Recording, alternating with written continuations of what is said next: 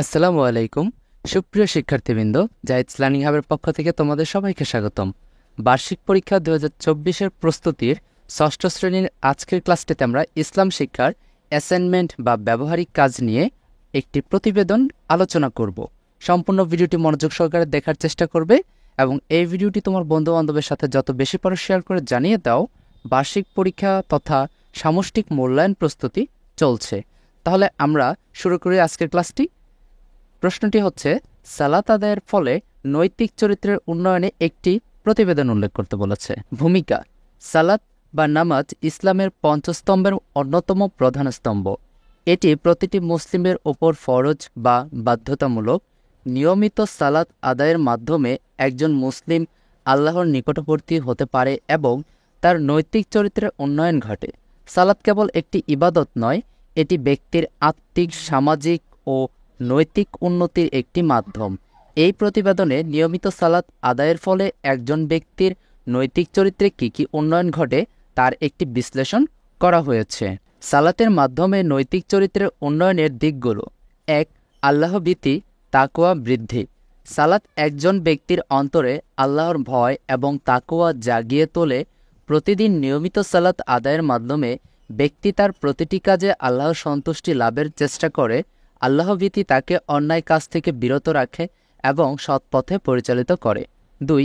ধৈর্য ও সংযম। সালাত নিয়মিতভাবে আদায় করলে ব্যক্তি ধৈর্য ও সংযমের গুণাবলী অর্জন করে। সালাতের সময় ব্যক্তি আল্লাহর সামনে বিনম্রভাবে দাঁড়ায়, যা তাকে জীবনের অন্যান্য ক্ষেত্রে ধৈর্য ধরতে সহায়তা করে। ৩. সময়ানুবর্তিতা ও শৃঙ্খলা। প্রতিদিন ৫ ওয়াক্ত সালাত আদায় করতে হলে ব্যক্তিকে নির্দিষ্ট সময়ে সালাতের জন্য প্রস্তুত হতে হয়। এতে সময়ানুবর্তিতা ও শৃঙ্খলার গুণাবলী গড়ে ওঠে।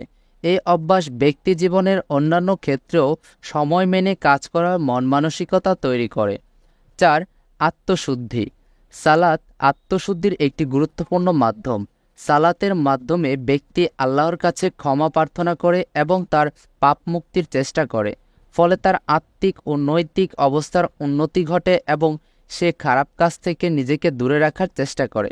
৫. নম্রতা ও বিনয়। সালাত একজন ব্যক্তিকে বিনম্র ও নম্র করে তোলে।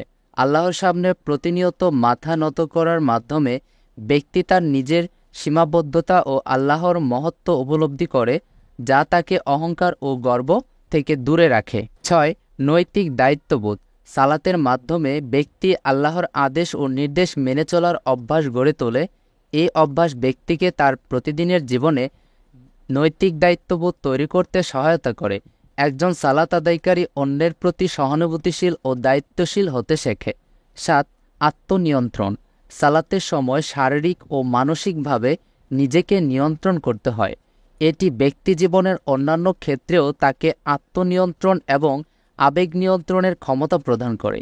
ফলে সে তার চিন্তাভাবনা এবং কাজকর্মে ভারসাম্য বজায় রাখতে পারে। ৮. মন্দ কাজ থেকে বিরত থাকা। কোরআনে বলা হয়েছে, নিশ্চয় সালাত ব্যক্তি মন্দ কাজ ও অন্যায় থেকে বিরত রাখে। সূরা আল আনকাবুত আয়াত ৪৫। নিয়মিত সালাত আদায়ের ফলে ব্যক্তি তার প্রতিদিনের জীবনে মন্দ কাজ ও পাপ কাজ থেকে নিজেকে বিরত রাখার চেষ্টা করে। ৯. সামাজিক ঐক্য ও ভ্রাতৃত্ববোধ। জামাতে সালাত আদায় করলে ব্যক্তি সমাজের অন্য সদস্যের সঙ্গে নিয়মিতভাবে মিলিত হয়, যা সামাজিক ঐক্য ও ভ্রাতৃত্ববোধ জাগিয়ে তোলে। এটি একজন ব্যক্তিকে অন্যের প্রতি সহানুভূতিশীল ও সহযোগিতামূলক হতে উদ্বুদ্ধ করে। ১০. আত্মবিশ্বাস ও মানসিক স্থিতি। সালাতের মাধ্যমে আল্লাহর ওপর বিশ্বাস স্থাপন করে একজন ব্যক্তি মানসিক শক্তি ও স্থিতিশীলতা অর্জন করে। এটি তাকে জীবনের সকল চ্যালেঞ্জ মোকাবেলায় আত্মবিশ্বাসী হতে সহায়তা করে। উপসংহার, যেটি সর্বশেষে বলতে পারো, সালাত শুধুমাত্র একটি ধর্মীয় ইবাদত নয়, এটি ব্যক্তি এবং সমাজের নৈতিক উন্নয়নের একটি গুরুত্বপূর্ণ মাধ্যম। নিয়মিত সালাত আদায়ের মাধ্যমে একজন ব্যক্তি আল্লাহর সন্তুষ্টি লাভের পাশাপাশি তার নৈতিক ও আত্মিক উন্নতি সাধন করতে সক্ষম হয়।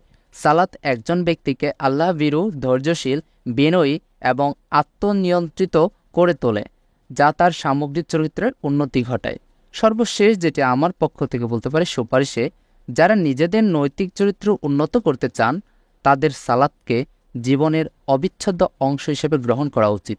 সালাতের মাধ্যমে ব্যক্তি তার দৈনন্দিন জীবনের সমস্যার সমাধান এবং নৈতিক উন্নতি সাধন করতে পারে।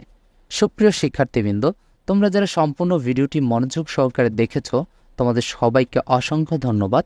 পরবর্তী লেসনে খুব শীঘ্রই দেখা হবে। তবে এই ভিডিওটি তোমাদের বন্ধুবান্ধবের সাথে যত বেশি পারো শেয়ার করে জানিয়ে দাও বার্ষিক পরীক্ষা 2024 তথা সামষ্টিক মূল্যায়ন প্রস্তুতি চলমান রয়েছে। ধন্যবাদ সবাইকে।